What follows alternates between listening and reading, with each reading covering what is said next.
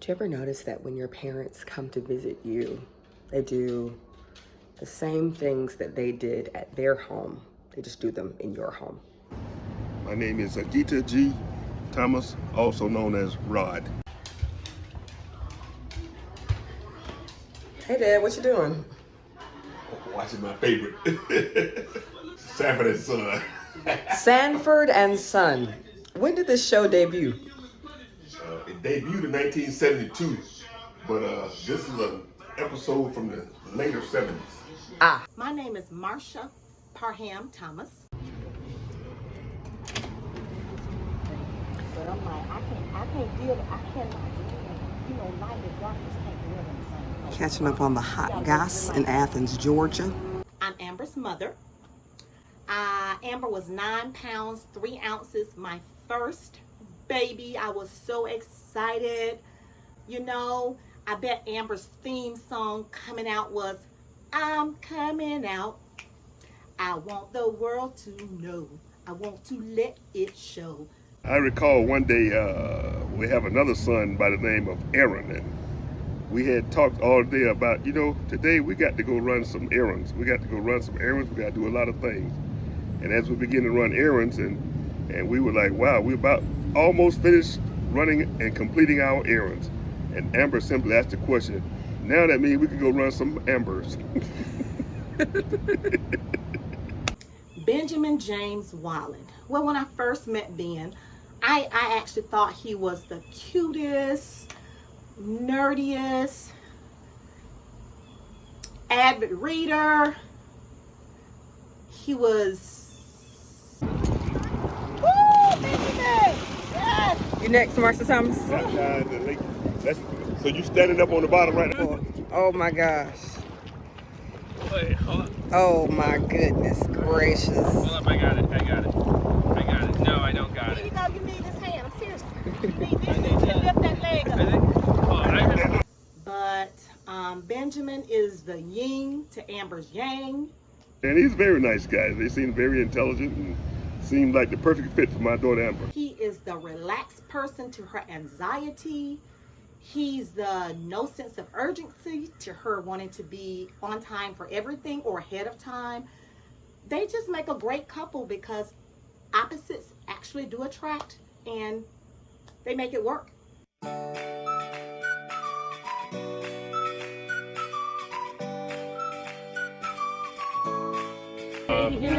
I think that. I love that. love purple. that. I love that dark. Yeah, I think it's just a little. And it matches this dark purple. No, it's great. It brings out that dark. We have friends that we've been friends with for over 30 years, and it never failed. Whenever we got together, Amber would usher all of the other kids into another room, and before the night was over, there would be a full production. There would be costumes. Everybody had lines. There were props. There were cues as to when it was your turn to speak or not to speak. So even at an early age, Amber was producing something occasionally at every get-together that we would have either with our friends or with our family. Stand up a little bit and get close to it. So stand up right here and get close. Okay, you see how it looks before? Mm-hmm. And then when you're doing something. Oh my gosh. You see? Bow, bow, bow, bow. Bow, bow. You got to You posted that because this is the shirt I had on yesterday. Right. I just feel like I get excited to create ideas and I get worried that I don't have time to execute all of them. So when I was a kid, I used to easily, the adults would be downstairs drinking. So I knew I had 2 hours to put on a production. I could curate the experience, and then right before we go, bada bing, bada boom. I'm the director, I'm a leading actor. So what's wrong? Look at the cameras this side. What if I want to look at you? Okay. See, even here, you're not directing in the way that you're not directing correctly. See, this is why it's got to be a team effort. Where do you want me to look? That's you looking great. I am on this earth, if you will, to make people laugh and create. Like, I don't even know what I want to be when I grow up.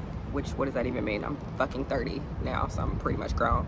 But I have no real like title. I just want to literally be able to make people laugh and make funny videos and entertain people and get paid to do that. I don't even want to be famous.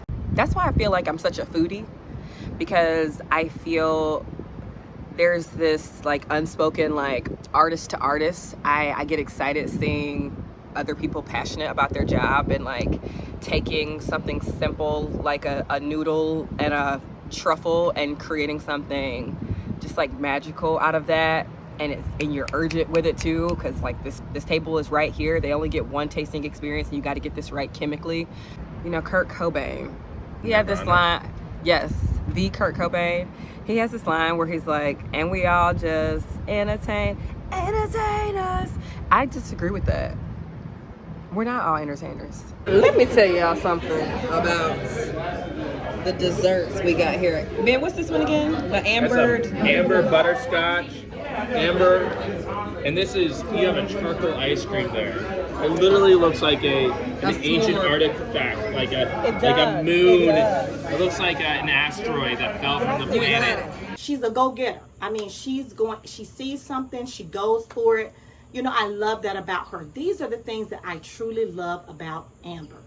Now, if we want to talk about areas of improvement, so Amber's feelings are on her shoulder, and those are her daddy's traits, you know, with the anxiety, and she worries a little too much about what people think.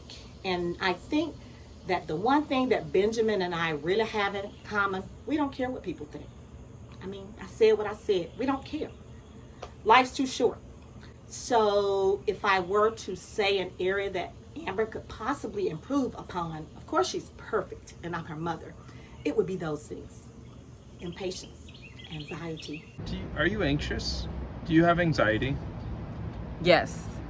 But I will say, the older I get, I feel like my anxiety is one of the reasons I'm so successful, because I don't miss deadlines, and I get really, you know, anxiety is like, you know, Dr. Jekyll, Mr. Hyde with bullshit. It's like one day it ruins everything, right? But then other days it's like mixing potions and getting ideas going, and you're like excited. So my mother is very just, she thinks I'm dramatic, but she's just as dramatic as I am. She's very like polished, and she's an incredibly supportive, like super entertaining person. But there is a little bit of like, she wanted us to like be a certain way, and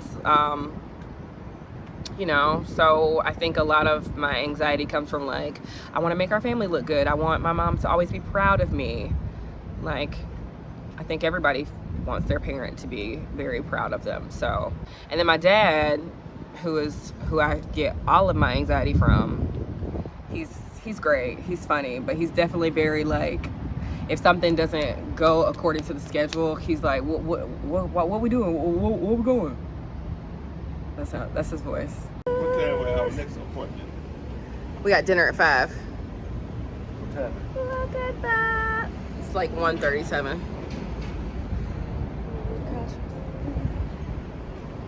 And then your voice is like what when things are not going towards the schedule? It's like, Ben, I'm downstairs, we waiting on you. Like, it's just, it's literally my mother's tone, but my dad's sentiment. How often does Amber cry? Tears of joy or tears of... Post-COVID, pre-COVID, during COVID, what are we talking about here? COVID was an implosion event.